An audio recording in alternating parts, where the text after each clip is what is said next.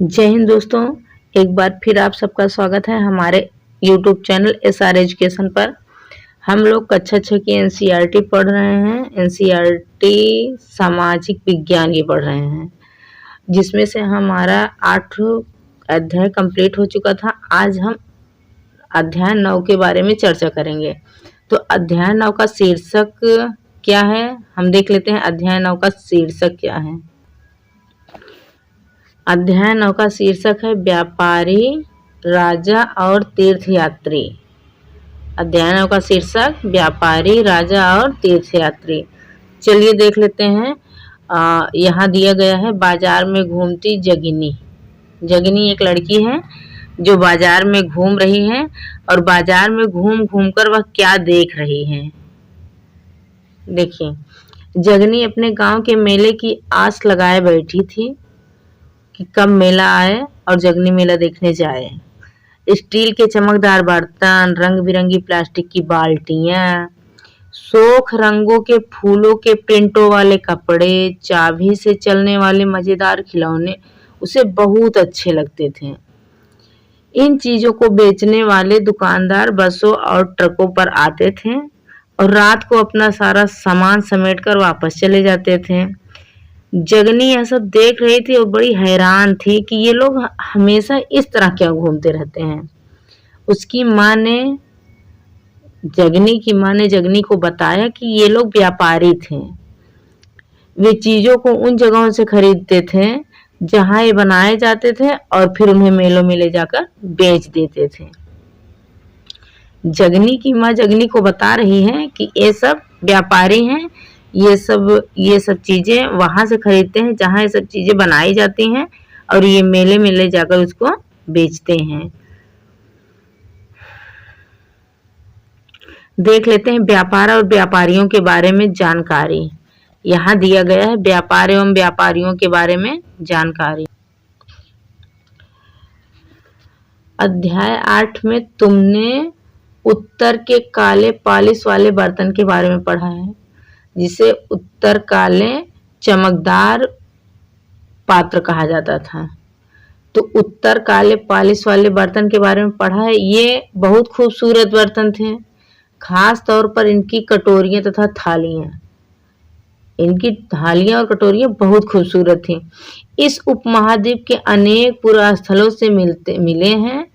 जो भारतीय उपमहाद्वीप है, इसके अनेक पुरास्थलों से मिले हैं। अब सवाल यह उठता है कि इन जगहों पर ये बर्तन कैसे पहुंचे होंगे। मिल तो गए बर्तन, लेकिन सवाल ये उठता है कि इस जगहों पर बर्तन पहुंचे कैसे हैं।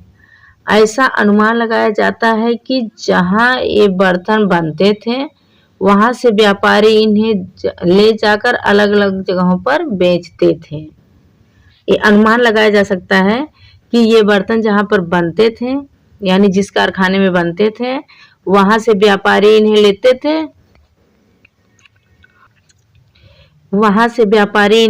थे। और अलग अलग जगहों पर बेच देते थे। जैसे दक्षिण भारत में सोना, मसाले, खास तौर पर काली मिर्च। भारत के दक्षिण भारत में सोना, मसाले, खास तौर पर काली मिर्च, जिसकी तथा कीमती पत्थरों के लिए प्रसिद्ध था दक्षिण भारत। किस किस चीज के लिए? सोना, मसाला, काली मिर्च तथा कीमती पत्थर। काली मिर्च की रोमन साम्राज्य में इतनी मांग थी कि इसे वहां काले सोने के नाम से बुलाते थे। रोमन में काली मिर्च की इतनी ज्यादा मांग थी कि रोमन वाले इसे काले सोने के नाम से बुलाते थे। व्यापारी इन सामानों को समुद्री जहाजों और सड़कों के रास्ते रोम पहुंचाते थे। जो व्यापारी होते थे उनको जब ये सारी चीजें पहुंचानी होती थी, जैसे सोना, मसाला, काली मिर्च, कीमती पत्थर, तो ये व्यापारी सामानों को समुद्री जहाजों और सड़कों के रास्ते रोम पहुंचाते थे। दक्षिण भारत में ऐसे अनेक रोमन सोने के सिक्के मिले हैं सोने के सिक्के रोमन। ऐसे सोने के सिक्के मिले हैं जिससे यह अंदाजा लगाया जा सकता है कि उन दिनों रोम के साथ बहुत अच्छा व्यापार चल रहा था, तभी तो वो लोग आ रहे थे व्यापार करने। व्यापार से जुड़ी एक कविता देख लीजिए। कविता है व्यापार के प्रमाण हमें संगम कविताओं में मिलता है। कहाँ से मिलता है? तो संगम कविताओं में। नीचे लिखी कविता में पूर्वी तट पर स्थित पुहार पत्तन पर लाए जाने वाले माल का वर्णन मिलता है। किसमें? इस कविता, ये जो कविता है इसमें पुहार पर स्थित एक पत्तन है, उस पत्तन पर जो माल लाया जा रहा है उसी का वर्णन किया गया है। पहली लाइन है समुद्री जहाजों पर लाए गए तेज तर्रार घोड़े। समुद्री जहाजों पर लाए गए तेज तर्रार घोड़े, गाड़ियों पर काली मिर्च की गठरियां, हिमालय से मिले रत्न और सोना, दक्षिण की पहाड़ियों से चंदन की लकड़ियां, दक्षिण सागर के मोती और पूर्वी सागर के मूंगे, गंगा और कावेरी की फसलें, श्रीलंका से आए खाद्यान्न, म्यांमार के बने मिट्टी के बर्तन और दुर्लभ कीमती आयात। ये कविता है जो व्यापार से जुड़ी है। समुद्री जहाजों पर लाए गए तेज तर्रार घोड़े, गाड़ियों पर काली मिर्च की गठरियां, हिमालय से मिले रत्न और सोना, दक्षिण की पहाड़ियों से चंदन की लकड़ियां, दक्षिण सागर के मोती और पूर्वी सागर के मूंगे, गंगा और कावेरी की फसलें, श्रीलंका से आए खाद्यान्न, म्यांमार के बने मिट्टी के बर्तन और दुर्लभ कीमती आयात। दुर्लभ कीमती आयात, ये थी व्यापार से जुड़ी कविता। देख लेते हैं। व्यापारियों ने कई समुद्री रास्ते खोज निकाले थे। इनमें से कुछ समुद्र के किनारे चलते थे, कुछ अरब सागर और बंगाल की खाड़ी पार करते थे।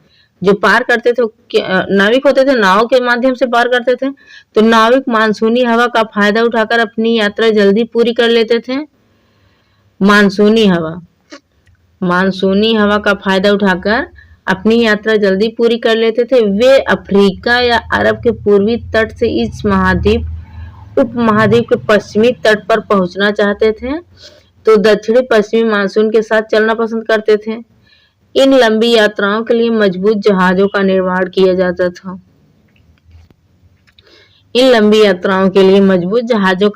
किया जाता था। अब देख लेते हैं समुद्र तटों से लगे राज्य। समुद्र तटों से लगे भारत के कितने राज्य हैं?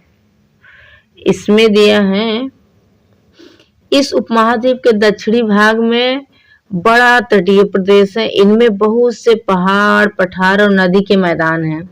नदियों के मैदानी इलाकों में कावेरी का मैदान सबसे उपजाऊ है। दक्षिण भारत की बात कर रहा है। कावेरी का मैदान सबसे उपजाऊ है। मैदानी इलाकों तथा तटीय इलाकों के सरदारों और राजाओं के पास धीरे धीरे काफी संपत्ति और शक्ति हो गई। संगम कविताओं में मूवेंदार की चर्चा मिलती है। यह एक तमिल शब्द है जिसका अर्थ 3 मुखिया है। इसका प्रयोग 3 शासक परिवार के मुखियाओं के लिए किया गया था। ये थे चोल, चेर तथा पांड। मानचित्र 7 पृष्ठ नंबर 105, जो करीब 2300 साल पहले दक्षिण भारत में काफी शक्तिशाली माने जाते थे। इन 3 मुखियाओं यानी चोल, चेर, पांड, इन 3 मुखियाओं के अपने 2 सत्ता केंद्र थे। इनमें से एक तटीय हिस्से में और दूसरा अंदरूनी हिस्से में था। इस तरह 6 केंद्रों में से 2 बहुत महत्वपूर्ण थे। एक चोलों का पत्तन पुहार या कावेरी पट्टिनम, दूसरा पांड्यों की राजधानी मदुरै। ये दोनों केंद्र बहुत महत्वपूर्ण थे। ये मुखिया लोगों से नियमित कर के बजाय उपहारों की मांग करते थे। कभी कभी ये सैनिक अभियानों पर भी निकल पड़ते थे और आसपास के इलाकों से शुल्क वसूल कर लेते थे। ये जो तीनों थे, चोल और पांड्य, ये क्या करते थे, उपहार मांगते थे। कभी कभी ये सैनिक अभियानों पर भी निकल पड़ते थे और आसपास के इलाकों से शुल्क वसूल करते थे। इनमें से कुछ धन वे अपने पास रख लेते थे, बाकी अपने समर्थकों, नाते रिश्तेदारों, सिपाहियों तथा कवियों के बीच बांट देते थे। अनेक संगम कवियों ने उन मुखियाओं की प्रशंसा की कविता लिखी है जो उन्हें कीमती जवाहरात, सोने, घोड़े, हाथी, रथ या सुंदर कपड़े दिया करते थे।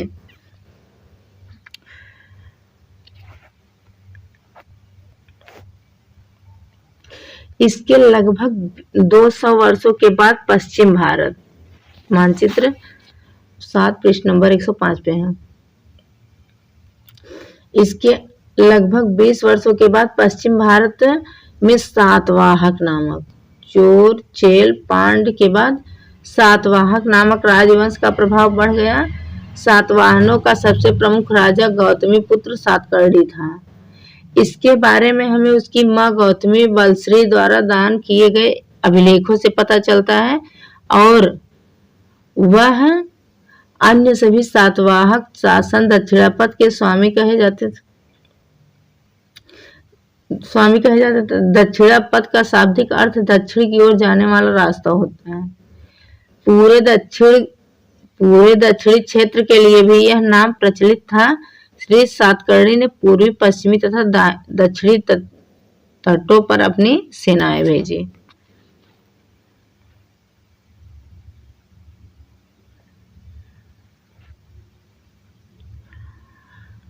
रेशम मार्ग की कहानी देख लेते हैं, आगे क्या है। तो रेशम मार्ग की कहानी, कीमती चमकीले रंग और चिकनी मुलायम बनावट की वजह से रेशमी कपड़े अधिकांश समाज में बहुमूल्य माने जाते हैं। रेशमी कपड़ा तैयार करना एक जटिल प्रक्रिया है, रेशम प्राप्त करना एक सरल प्रक्रिया है। रेशम के कीड़े से कच्चा रेशम निकालकर सूत कताई होती है और फिर उससे कपड़ा बुना जाता है। रेशम बनाने की तकनीकी का आविष्कार सबसे पहले चीन ने करीब 7000 साल पहले कर लिया था। इस तकनीक को उन्होंने हजारों साल तक बाकी दुनिया से छुपाए रखा, पर चीन के पैदल घोड़ों या ऊंटों पर कुछ लोग दूर दूर की जगहों पर खाते थे और अपने साथ रेशमी कपड़े भी ले जाते थे, जिसे रास्ते में आइए देखते हैं रेशम मार्ग की कहानी क्या थी। तो कीमती चमकीले रंग और चिकनी मुलायम बनावट की वजह से रेशमी कपड़े अधिकांश समाज में बहुमूल्य माने जाते थे। कीमती चमकीले एवं चिकनी मुलायम बनावट की वजह से रेशमी कपड़े अधिकांश समाज में बहुमूल्य माने जाते हैं। रेशमी कपड़ा तैयार करना एक जटिल प्रक्रिया है। रेशमी कपड़ा तैयार करना एक बहुत जटिल, बहुत मुश्किल काम होता है। रेशम के कीड़े से कच्चा रेशम निकालकर सूत कताई होती है और फिर उससे कपड़ा बुना जाता है। रेशम बनाने की तकनीक का आविष्कार सबसे पहले चीन ने करीब 7000 साल पहले किया था। चीन में 7000 साल पहले रेशम की तकनीक का आविष्कार हुआ था। इस तकनीक को उन्होंने हजारों साल तक बाकी दुनिया से छुपाए रखा, हजारों साल तक दुनिया के सामने नहीं लाया, उससे दुनिया से छुपाए रखा। पर चीन से पैदल घोड़ों या ऊंटों पर कुछ लोग दूर दूर की जगहों पर जाते थे और अपने साथ रेशमी कपड़े भी ले जाते थे। जिस रास्ते से ये लोग यात्रा करते थे वह रेशम मार्ग यानी सिल्क रूट के नाम से प्रसिद्ध हो गया। रेशम मार्ग या सिल्क रूट के नाम से प्रसिद्ध हो गया। जहां जहां से चीनी जाते थे अपने साथ जो रेशमी कपड़ा लिए रहते थे, उस मार्ग को ही रेशम मार्ग कहा जाने लगा। जैसे हम लोग आगे पढ़े थे रोम के बारे में, वो लोग जब काली मिर्च की इतना काली मिर्च उनको प्रिय था कि वहां उसको काले सोने के नाम से जाना जाता था। उसी तरह से ये लोग जिस मार्ग से गुजरते थे उस मार्ग का नाम ही सिल्क रूट या रेशम मार्ग रख दिया गया। कभी कभी चीन के शासक ईरान और पश्चिमी एशिया के शासकों को उपहार के तौर पर रेशमी कपड़े भेजते थे। यहाँ से रेशम के बारे में जानकारी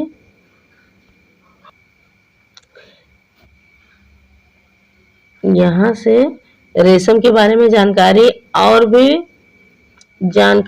भी पश्चिम की ओर फैल गई। जैसे जैसे लोग फैलते गए, जानकारी रेशम की पश्चिम की ओर फैलती गई। करीब 2000 साल पहले रोम शासकों और धनी लोगों के बीच रेशमी कपड़े पहनने का फैशन बन गया। रोम और शासक और जो धनी लोग होते थे, इनके बीच ये रेशमी कपड़े पहनने का शौक बन गया, फैशन हो गया। इसकी कीमत बहुत ही ज्यादा होती थी, क्योंकि चीन से इसे लाने में दुर्गम पहाड़ी रेगिस्तानी रास्तों से होकर जाना पड़ता था। यही नहीं, रास्ते के आसपास रहने वाले लोग व्यापारियों से यात्रा शुल्क भी मांगते थे। टोल टैक्स, आज के समय में रोड पर हम लोग टोल टैक्स देते हैं, वो लोग यात्रा शुल्क मांगते थे। रास्ते, जैसे ये रास्ता है, जा रहे हैं व्यापारी इस रास्ते से, तो यहाँ अगर कोई है तो शुल्क मांगते थे, टैक्स देना पड़ता था इन लोगों को। मानचित्र 6 पर देखने की बात कर रहा है। पृष्ठ 66 और 77 को देखो। इसमें सिल्क रूट या रेशमी मार्ग तथा उसकी शाखाओं को दिखाया गया है। कुछ शासक इसके बड़े बड़े हिस्सों पर अपना नियंत्रण करना चाहते थे, क्योंकि इस रास्ते पर यात्रा कर रहे व्यापारी उन्हें शुल्क कर देते थे तथा कुछ तोहफे भी लाते थे, जिससे उनको लाभ होता था। इसके बदले ये शासक इन व्यापारियों को अपने राज्यों से गुजरते वक्त लुटेरों के आक्रमणों से सुरक्षा करते थे। ये लोग, राजा या फिर शासक वहां के, कहते थे कि आप लोग इस व्यापारिक मार्ग से, यानी रेशम मार्ग से जाइए, आपको कोई लुटेरा नहीं परेशान करेगा, कोई भी लुटेरा परेशान नहीं करेगा, लेकिन उसके बदले में आप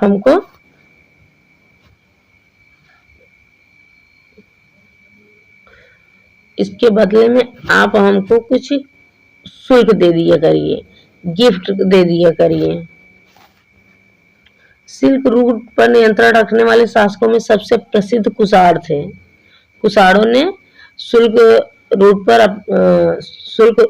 रूट जो था, जो रेशमी मार्ग था, उस पर अपना अधिकार कर लिया था। करीब 2000 साल पहले मध्य एशिया तथा पश्चिमोत्तर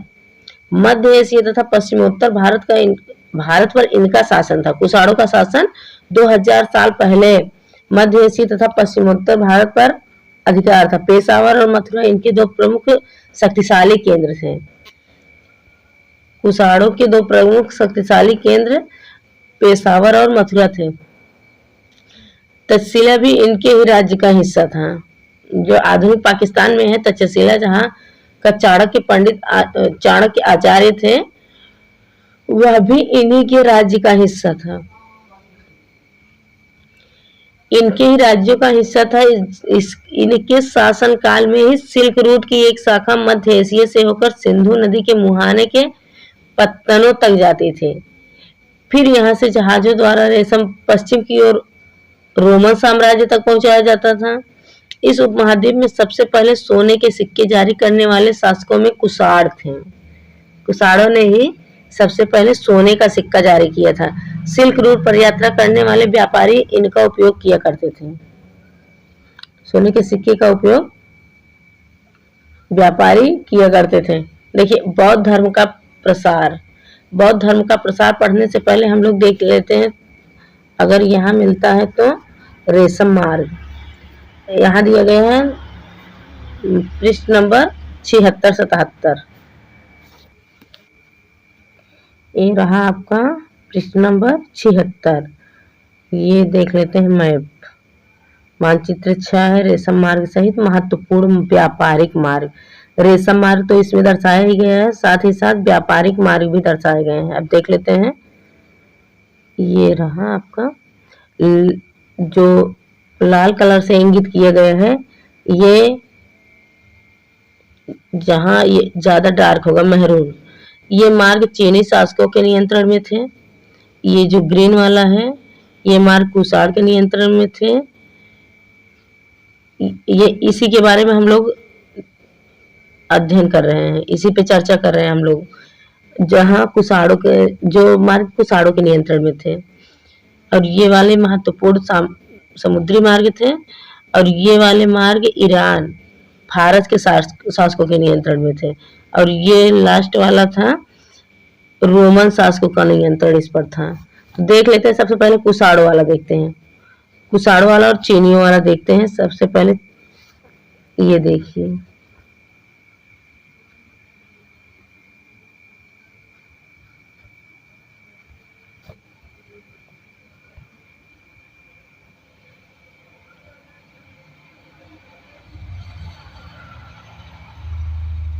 ये यूराल नदी दिख रही है, उसके बाद ये रूट देखिए, ये और ये छोटे छोटे दिख रहे हैं ना, ये है इधर। तो ये सब मार्ग कुषाणों के साथ कब्जे में थे, मतलब इन पर कुषाण अपना अधिकार जमा लिए थे। और चीनियों के शासन में कौन था? चीनियों के कब्जे में कौन था? तो चीनियों के कब्जे में था, ये तो आपका हो गया ईरान फारस के ज्यादा से ज्यादा रूट ईरान और फारस के कब्जे में है, और रोम के कब्जे में है। देखिए ये ईरान वाला है कलर, और ये वाला आपका रोम वाला है। ये देखिए बहुत ज्यादा इन लोगों के कब्जे में था। ये भूमध्य सागर से होकर ये रोम जाया करते थे, रोम साम्राज्य यहाँ है। ये देखिए रोम साम्राज्य, और ये भूमध्य सागर, फारस की खाड़ी फारस, और ये है महत्वपूर्ण समुद्री मार्ग जो समुद्र में है।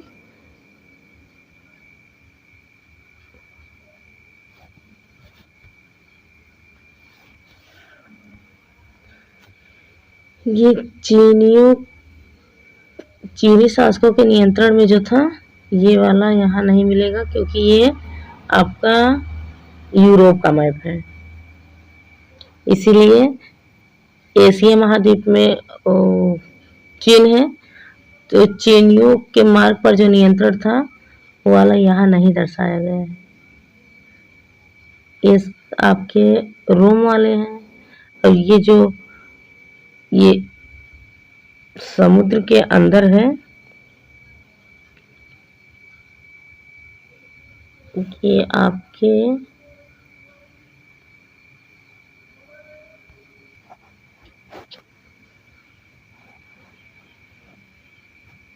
ये रूट आपका चीनी शासकों का है, और ये मार्ग कुषाणों के नियंत्रण में। और समुद्री मार्ग तो देख ही रहे हैं, ये है आपका समुद्री मार्ग, ये समुद्री मार्ग है। ये आपका फारस की खाड़ी है, फारस की खाड़ी से व्यापार जब कर रहे थे लोग,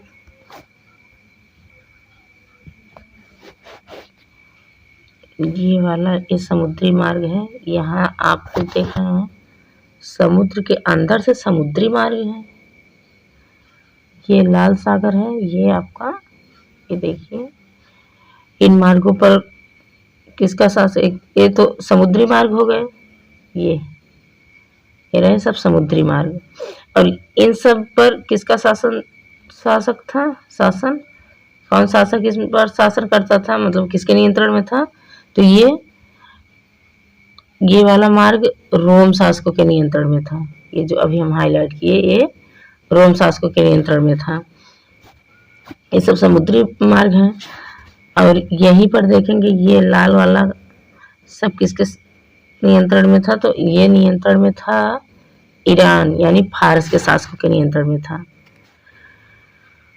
और ऊपर से देख लेते हैं, ये कुषाणों के नियंत्रण में कौन था? तो ये छोटी छोटी लाइनें जो है ये सब कुषाणों के नियंत्रण में थे।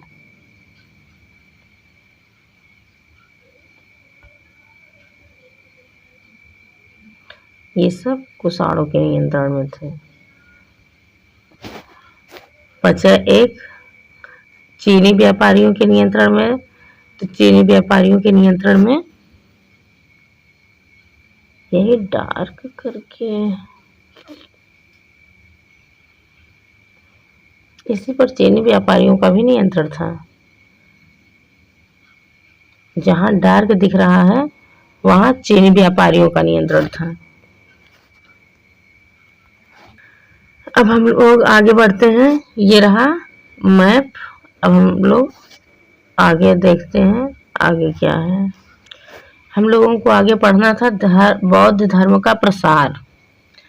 बौद्ध के बारे में हम लोग पिछले चैप्टर में भी पढ़ चुके हैं और देख लेते हैं बौद्ध धर्म क्या था। यहाँ थोड़ा और डीप में पढ़ लेते हैं।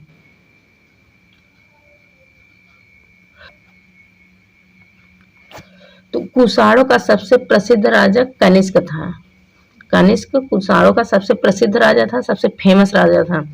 उसने करीब 1900 साल पहले शासन किया।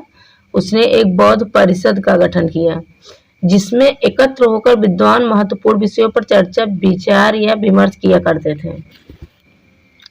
महत्वपूर्ण विषयों पर चर्चाएं होती थी, विचार विमर्श होता था। बुद्ध की जीवनी, बुद्ध चरित्र के रचनाकार कवि अश्वघोष, विश्व की जीवनी पर जो बुद्ध चरित्र के रचनाकार थे कवि अश्वघोष कनिष्क के दरबार में ही रहते थे। इस जो कुषाण का सबसे प्रसिद्ध राजा कनिष्क था, इसी के दरबार में बुद्ध चरित्र के रचनाकार कवि अश्वघोष रहते थे। अश्वघोष तथा अन्य बौद्ध विद्वानों ने अब संस्कृत में लिखना शुरू कर दिया था। इस समय बौद्ध धर्म की एक नई धारा महायान का विकास हुआ। बौद्ध धर्म की नई धारा महायान का विकास हुआ।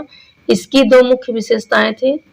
पहले, मूर्तियों में बुद्ध की उपस्थिति सिर्फ कुछ संकेतों के माध्यम से दिखाई जाती थी।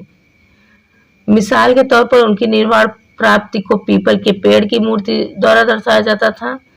पर अब बुद्ध की प्रतिमा बनाई जाने लगी। इसमें से अधिकांश मथुरा में है तो कुछ तक्षशिला में बनाई जाने लगी। इसके कहने का मतलब यह है कि शुरू में पहले मूर्तियों में बुद्ध की उपस्थिति सिर्फ कुछ संकेतों के माध्यम से, मतलब इशारा किया जाता था कि यहाँ बुद्ध हैं, संकेतों के माध्यम से दर्शाई जाती थी। मिसाल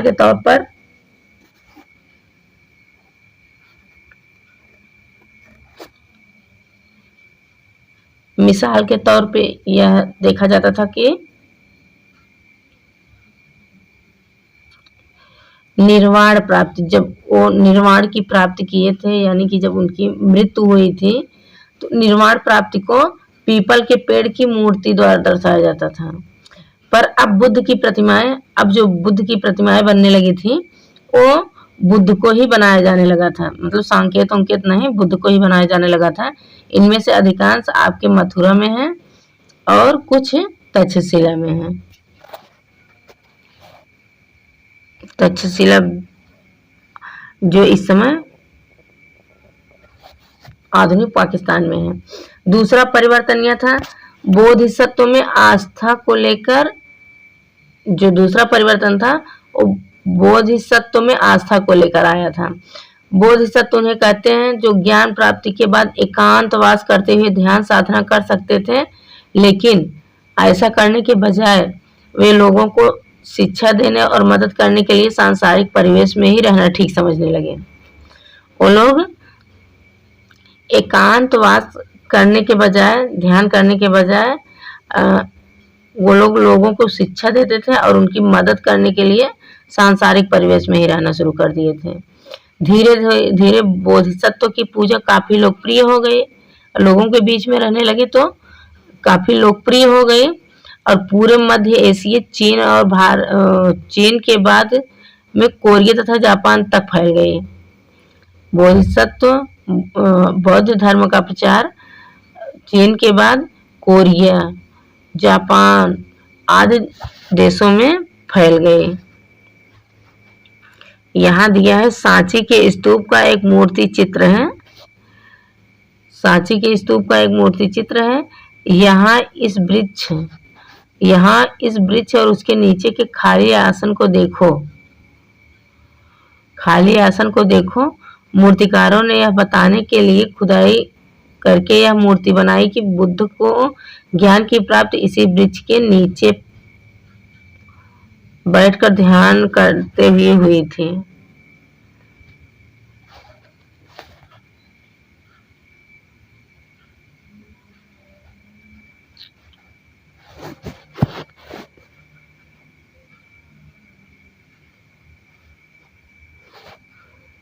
ये है, देखिए ये दिखाया गया है।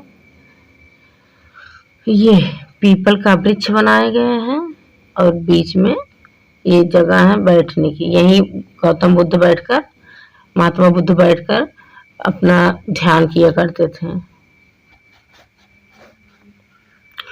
बौद्ध धर्म का प्रसार पश्चिमी और दक्षिण भारत। बौद्ध धर्म का प्रसार पश्चिमी और दक्षिण भारत में हुआ, जहां बौद्ध भिक्षुओं के रहने के लिए पहाड़ों में दर्जनें गुफाएं खोदी गई। अब जहां बौद्ध भिक्षुक रहेंगे वहां तो इनका प्रचार प्रसार होगा ही होगा। तो बौद्ध धर्म का प्रचार पश्चिम और दक्षिण भारत में भी हुआ, जहां पर ये भिक्षु गुफा बनाकर रहते थे। दर्जनों गुफाएं खोदी गई, रहने लायक बनाया गया, वहां पर ये रहते थे। इनमें से कुछ गुफाएं राजा और रानियों के आदेश पर बनाए गए, तो कुछ व्यापारियों तथा कृषकों द्वारा बनाए गए। इनमें से ज्यादातर गुफाएं पश्चिमी घाट के दर्रों के पास बनाई गई थी। दर्रे आप जानते हैं, दो पहाड़ियों के बीच का रास्ता दर्रा होता है। तो कुछ ज्यादातर गुफाएं कहाँ बनाई गई? दर्रों के बीच में, दर्रों के पास में बनाई गई। दक्कन के शहरों और तटों के समृद्ध बंदरगाहों और इन्हें जोड़ने वाली सड़कें भी इन्हीं दर्रों से होकर गुजरती थी। जो दक्कन के शहरों और तटों के समृद्ध बंदरगाह थे, दक्कन के शहरों और तटों के समृद्ध बंदरगाहों और इन्हें जोड़ने वाली सड़कें भी इन्हीं दर्रों से होकर गुजरती थी, जहां ये इनकी गुफाएं बनाई जाती थी। ऐसा लगता है कि यात्रा करने वाले व्यापारी इन गुफाओं वाले मठों, इनके रहने का स्थान मठ कहलाता है, तो मठों में विश्राम करने के लिए रुकते थे। जहां ये लोग रहते थे, ये जब व्यापार करने के लिए निकलते थे तो इन गुफाओं में, इन मठों में विश्राम करते थे। मथुरा में बनी बुद्ध की एक प्रतिमा का चित्र दिया गया है। दाएं तक्षशिला में बनी बुद्ध की प्रतिमा, और इन चित्रों को देखो और बताओ इनके बीच क्या क्या समानताएं हैं, क्या क्या भिन्नताएं हैं। तो यहाँ देख लेते हैं बौद्ध धर्म दक्षिण पूर्व की ओर। ये देखिए यहाँ आपका दिया गया है दाएं तक्षशिला और बाएं मथुरा।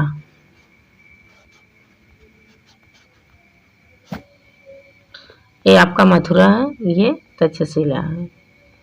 अब इसमें देखिए क्या क्या भिन्नताएं हैं। तो ये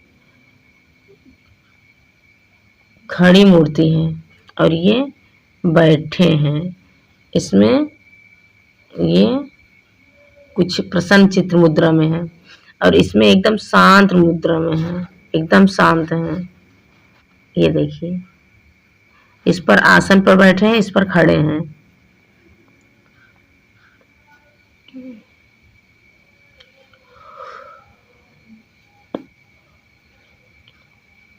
बौद्ध धर्म दक्षिण पूर्व की ओर श्रीलंका, म्यांमार, थाईलैंड तथा इंडोनेशिया सहित दक्षिण पूर्व एशिया के अन्य भागों में भी फैल गया। बौद्ध धर्म का प्रचार दक्षिण पूर्व में कौन पड़ेगा? ये देखिए दक्षिण पूर्व, यानी श्रीलंका, म्यांमार, थाईलैंड, इंडोनेशिया सहित कई देशों में फैल गया।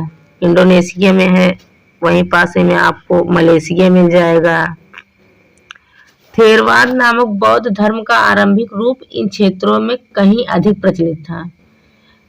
इन क्षेत्रों में जो श्रीलंका, म्यांमार, वाली बात कर रहे हैं। श्रीलंका, म्यांमार, थाईलैंड, इंडोनेशिया, इन क्षेत्रों में थेरवाद नामक बौद्ध धर्म का आरंभिक रूप इन क्षेत्रों में अधिक प्रचलित था। अब आगे देख लेते हैं। एक कार्ले की गुफा है, महाराष्ट्र में है। ये देखिए गुफा है और ये महाराष्ट्र में है। तीर्थयात्रियों की जिज्ञासा। तीर्थयात्रियों की जिज्ञासा क्या थी? तो व्यापारिक काफिलों में तथा जहाजों पर दूर दूर जाया करते थे। व्यापारिक दूर दूर जाया करते थे। बहुत से तीर्थयात्री भी उसके साथ यात्रा पर निकल पड़ते थे। जब व्यापारी जाते थे, बहुत दूर दूर तक अपना व्यापार करने जाते थे, काफिलों में जाते थे, मतलब झुंड के झुंड जाते थे, या फिर जहाजों से दूर दूर तक यात्रा करते थे। तो इनकी यात्रा के दौरान तीर्थयात्री भी उनके साथ यात्रा पर निकल पड़ते थे। तीर्थयात्री वे स्त्री पुरुष होते थे जो प्रार्थना के लिए पवित्र स्थानों की यात्रा किया करते थे, वही तीर्थयात्री हुआ करते थे। तो इसी तरह भारत की यात्रा पर आया चीनी बौद्ध तीर्थयात्री फासियन। चीनी प्रसिद्ध तीर्थयात्री कौन था? फासियन था। यह काफी प्रसिद्ध है। यह करीब 1600 साल पहले आया। ह्वेनसांग 1400 साल पहले आया। भारत में 1600 साल पहले फासियान आया और 1400 साल पहले ह्वेनसांग आया। यह भारत आया और उसके करीब 50 साल बाद त्सिंग आया था। देखिए तीनों चीन से आए थे, फासियान, ह्वेनसांग और त्सिंग। ये करीब 1600 साल पहले आया था फासियान, 1400 साल पहले ह्वेनसांग आया था और उसके 50 साल बाद त्सिंग आया। ये सब के सब बुद्ध के जीवन से जुड़ी जगहों और प्रसिद्ध मठों को देखने के लिए भारत आए थे। ये तीनों के तीनों आए थे यह देखने के लिए कि भारत में कहाँ-कहाँ प्रसिद्ध बौद्ध मठ हैं और उनसे जुड़ी कितनी जगहें हैं, उनके बारे में अध्ययन करने आए थे लोग, उसको देखने आए थे। इनमें से प्रत्येक तीर्थयात्री ने अपनी यात्रा का वर्णन लिखा। इनमें से प्रत्येक तीर्थयात्री ने अपनी यात्रा का वर्णन लिखा। उन्होंने अपनी यात्रा के दौरान आई मुश्किलों के बारे में भी लिखा। इन यात्राओं में कई वर्ष लग जाया करते थे। आज की तरह इतना विकास तो हुआ नहीं था। हेलीकॉप्टर से चले जाएं, फटाक से पहुंच जाएं, या फिर ट्रेन से चले जाएं, बुलेट ट्रेन, मेट्रो ट्रेन है, सुपर फास्ट है। तब पैदल यात्रा किए करते थे। तो ये लोग यात्रा के दौरान कई मुश्किलों के बारे में लिखते थे कि कितना मुश्किल आई हमें यात्रा करने में। अपनी यात्राओं का वर्णन करते थे। जिन देशों और मठों को उन्होंने देखा उनके बारे में उन्होंने लिखा और उन किताबों के बारे में उन्होंने लिखा जिन्हें वे अपने साथ ले गए थे। किताबों के बारे में भी लिखा है और उन मठों बौद्ध धर्मों के बारे में लिखा है, देशों के बारे में लिखा है।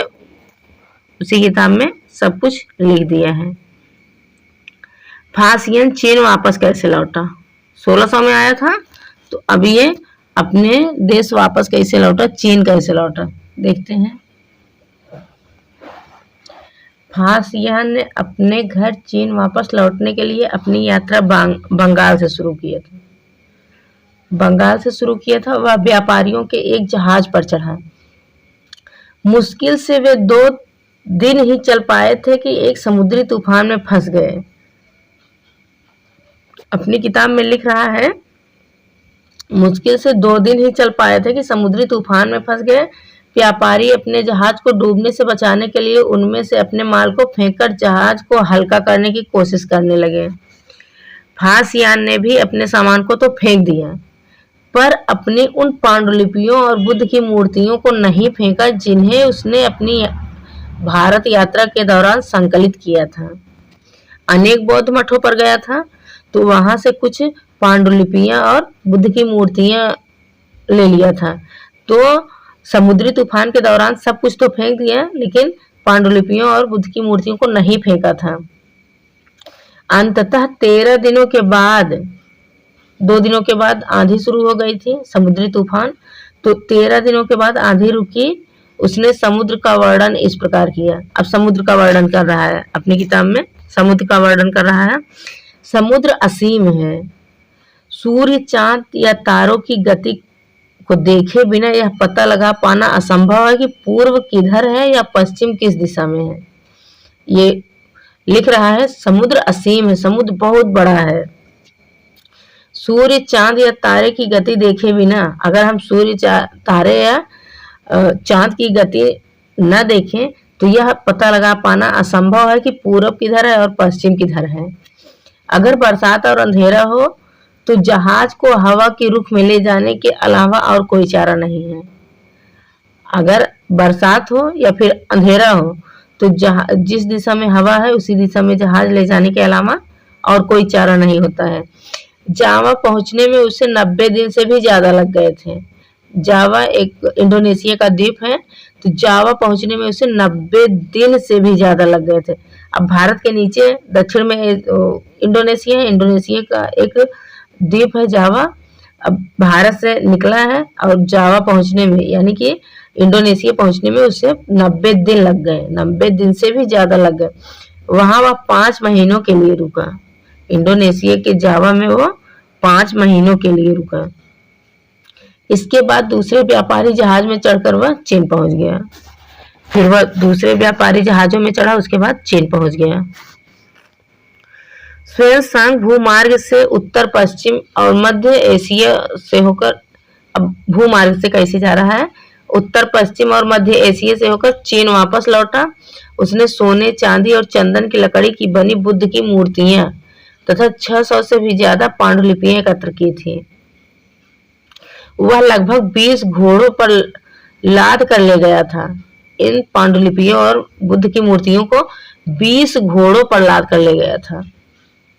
पर इनमें से 50 पांडुलिपियां उस समय खो गई जब सिंधु नदी पार करते हुए उसकी नाव उलट गई थी। 600 में से 50 पांडुलिपियां इसकी सिंधु नदी में खो गई थी। इसकी नाव सिंधु नदी में उलट गई थी तो वहां 50 पांडुलिपियां इसकी खो गई थी। अपने जीवन का बाकी हिस्सा उसने बची हुई पांडुलिपियों का संस्कृत से चीनी अनुवाद करने में लगा दिया। यहाँ संस्कृत में लिखा जाता था, तो जब यहाँ भारत से ले गया तो वहां उसी संस्कृत का चीनी में अनुवाद किया था। ह्वेनसांग। नालंदा शिक्षा एक विशिष्ट केंद्र। देख लेते हैं नालंदा शिक्षा और वह कैसे विशिष्ट था। तो ह्वेनसांग तथा अन्य तीर्थयात्रियों ने उस समय के सबसे प्रसिद्ध बौद्ध विद्या केंद्र नालंदा, जो इस समय बिहार में है, इसका अध्ययन किया। उसने नालंदा के बारे में इस प्रकार लिखा है यहाँ के शिक्षक योग्यता तथा बुद्धि में सबसे आगे हैं। ह्वेनसांग या अन्य तीर्थयात्री लिख रहे हैं कि यहाँ जो नालंदा बिहार विद्या केंद्र में शिक्षक हैं, ये योग्यता तथा बुद्धि में सबसे आगे हैं। बुद्ध के उपदेशों का वह पूरी ईमानदारी से पालन करते हैं। मठ के नियम काफी सख्त हैं, जिन्हें सबको मानना पड़ता है। पूरे दिन वाद विवाद चलते ही रहते हैं, जिससे युवा और वृद्ध दोनों ही एक दूसरे की मदद करते हैं। विभिन्न शहरों से विद्वान लोग अपनी शंकाएं दूर करने आते हैं। नए आगंतुकों से पहले द्वारपाल उससे कठिन प्रश्न पूछते हैं। उन्हें अंदर जाने की अनुमति तभी मिलती है जब वे द्वारपाल को सही उत्तर दे पाते हैं। 10 में तो 7-8 सही उत्तर नहीं, मतलब अगर 10 यात्री आ रहे हैं तो उसमें से 7-8 तो सही उत्तर नहीं दे पाते थे, उन्हें द्वारपाल वापस कर देते थे, वो अंदर नहीं जा पाते थे। अब आ गया भक्ति की शुरुआत। देखते हैं भक्ति की शुरुआत क्या थी। तो इन्हीं दिनों देवी देवताओं की पूजा का भी चलन शुरू हो गया था। बाद में हिंदू धर्म की यह प्रमुख पहचान बन गई। इनमें शिव, विष्णु और दुर्गा जैसे देवी देवता शामिल हो गए। इसी समय जब बुद्ध का प्रचार हो रहा था, उसी समय भक्ति की भी शुरुआत हो गई थी। यहाँ 12 बराह के रूप में विष्णु, एरड़ मध्य प्रदेश की यह शानदार मूर्ति विष्णु के बराह रूप की है। पुराणों अध्याय 11 के अनुसार जल में डूबी पृथ्वी को बचाने के लिए विष्णु ने वराह रूप धारण किया था। यहाँ पृथ्वी को एक स्त्री के रूप में दर्शाया गया है।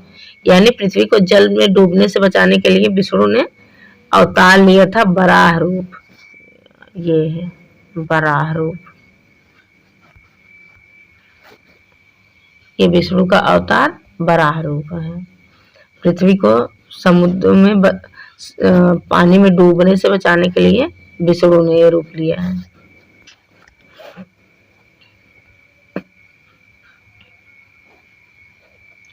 तो इन देवी देवताओं की पूजा भक्ति परंपरा के माध्यम से की जाती थी।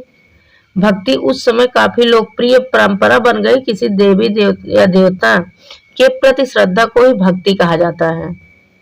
किसी देवी या देवता के प्रति आपकी जितनी श्रद्धा रहेगी उतने ही बड़े भक्त कहे जाओगे आप। भक्ति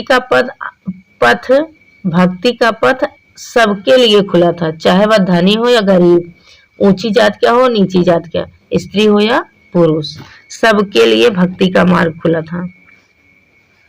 भक्ति मार्ग की चर्चा हिंदुओं के पवित्र ग्रंथ श्रीमद् भागवत गीता में की गई है। श्रीमद् भागवत गीता, महाभारत, ये सब हम लोग अध्याय 11 में देखेंगे। श्रीमद् भागवत महाभारत का एक हिस्सा है। इसमें भगवान कृष्ण, जो महाभारत है, हमारा प्रमुख ग्रंथ रामायण महाभारत है, तो महाभारत में श्रीमद् भागवत का वर्णन किया गया है, जो महाभारत का एक हिस्सा है। इसमें भगवान श्री कृष्ण अपने भक्त और मित्र अर्जुन इनका भक्त भी था और मित्र भी था, अर्जुन को सभी धर्मों को छोड़कर उसकी शरण में आने का उपदेश देते हैं, क्योंकि केवल कृष्ण ही अर्जुन की सारी बुराइयों से मुक्ति दिला सकते हैं। पूजा का यह रूप धीरे धीरे देश के विभिन्न भागों में फैलने लगा। भक्ति मार्ग अपनाने वाले लोग आडंबर के साथ पूजा पाठ करने के बजाय भक्ति के मार्ग को अपनाने वाले लोग आडंबर के साथ पूजा पाठ करने के बजाय ईश्वर के प्रति लगन और व्यक्तिगत पूजा पर जोर देते थे। भक्ति मार्ग अपनाने वालों का यह मानना है कि अगर अपने आराध्य देवी या देवता की सच्चे मन से पूजा की जाए तो वह उसी रूप में दर्शन देंगे जिसमें भक्त उसे देखना चाहता है। मतलब सच्चे मन से अगर अपने देवी देवता की पूजा करिए तो देवी देवता उसी रूप में आपके सामने आएंगे जिस रूप में आप उसे देखना चाहेंगे, जिस रूप में आप भगवान को देखना चाहेंगे। इसीलिए आराध्य देवी और देवता मानव के रूप में भी हो सकते हैं, या फिर सिंह, पेड़ या अन्य किसी रूप में हो सकते हैं, जिस रूप में भक्त देखना चाहें। जैसे जैसे इस विचार को समाज द्वारा स्वीकृति मिलती गई, कलाकार देवी देवताओं की एक से बढ़कर एक खूबसूरत मूर्तियां तैयार करने लगे। आज के समय में मूर्तियों का तो पूछिए ही मत, कितनी ढंग की मूर्तियां बन गई हैं। भक्ति क्या है? तो भक्ति भज शब्द से बना है, जिसका अर्थ विभाजित करना या हिस्सेदारी। भक्ति शब्द भज शब्द से बना है, जिसका अर्थ विभाजित करना या हिस्सेदारी। इसका अर्थ यह है कि भक्ति भगवान और भक्त के बीच परस्पर एक अंतरंग संबंध है। भक्ति भगवत या भगवान के प्रति झुकाव है। भगवत का एक अर्थ यह भी है जो अपने ऐश्वर्य तथा सुख को भक्तों के साथ बांटता है, यानी भक्त या भगवान अपने देवी देवता के भाग का हिस्सेदार होता है। यहाँ लिखा गया है, एक भक्त द्वारा लिखी गई एक कविता है। एक कविता 1400 साल पहले शिव भक्त अप्पार द्वारा तमिल में लिखी गई है। अधिकांश भक्ति साहित्य हमें यही बताते हैं कि धन, ऐश्वर्य या ऊंचे पदों के जरिए कभी ईश्वर से आत्मीयता नहीं बना सकते। यानी आपके पास चाहे जितना धन हो, आप धन, ऐश्वर्य और ऊंचे पद के जरिए भगवान तक नहीं पहुंच सकते। ये 1400 साल पहले शिव भक्त अप्पर द्वारा तमिल में लिखा गया है। उसका एक अंश दिया गया है। नष्ट होते अंगों वाला कुष्ठ रोगी, ब्राह्मणों की नजर में निचली जाति का व्यक्ति, कूड़ा करकट बटोर कर अपनी जीविका चलाने वाला इंसान, अगर ये लोग भी गंगा को अपनी जटाओं में छिपा लेने वाले शिव के दास बन जाए तो मैं उनकी आराधना करूंगा, क्योंकि वो मेरे ईश्वर समान है। यानी इनका कहना है कि नष्ट होते अंगों वाला कुष्ठ रोगी, जो कुष्ठ रोगी है, ब्राह्मणों की नजर में निचली जाति का व्यक्ति है या कूड़ा करकट बटोर कर अपनी जीविका चलाने वाला इंसान है। अगर ये लोग भी गंगा को अपनी जटाओं में छिपा लेने वाले शिव, जो भगवान शिव हैं, उनके दास बन जाए तो मैं इनकी भी आराधना करूंगा, क्योंकि शिव मेरे आराध्य हैं। तो उनकी आराधना जो करेगा, मैं उनकी आराधना करूंगा। देवी देवताओं का विशेष सम्मान होता था, इसीलिए विशेष जगहों पर ही इनकी मूर्तियों को रखा जाता था। देवी देवताओं का विशेष सम्मान होता था, इसीलिए विशेष जगहों पर ही इनकी मूर्तियां रखा जाता था। इन स्थानों को ही मंदिर कहते हैं। आप इसको भी अध्याय 11 में पढ़ोगे। भक्ति परंपरा ने चित्रकला, शिल्पकला तथा स्थापत्य कला के माध्यम से अभिव्यक्ति की प्रेरणा दी। अब देखिए हिंदू क्या है, हिंदू के बारे में देख लेते हैं। तो हिंदू शब्द इंडिया शब्द की तरह ही सिंधु या इंडस से निकला है। हिंदू शब्द इंडिया शब्द की तरह सिंधु या इंडस से निकला है। यह शब्द अरबों तथा ईरानियों द्वारा उन लोगों के लिए उपयोग किया जाता था जो सिंधु नदी के पूर्व में रहते थे। यही शब्द उनके धार्मिक विश्वास तथा सांस्कृतिक परंपराओं के लिए भी प्रयुक्त होता था। यानी जो लोग सिंधु नदी के पूर्व में रहते थे, उन सभी को हिंदू कहा गया। अन्यत्र में देख लेते हैं क्या है। तो करीब 2000 साल पहले पश्चिमी एशिया में ईसाई धर्म का उदय हुआ। ईसा मसीह का जन्म बेथलेहम में हुआ।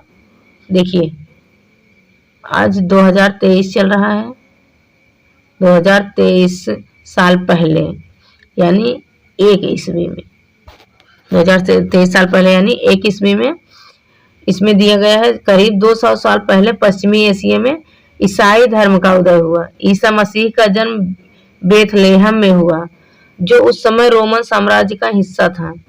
बेथलेहम रोमन साम्राज्य का हिस्सा था। ईसा मसीह ने स्वयं को इस संसार का उद्धारक बताया था।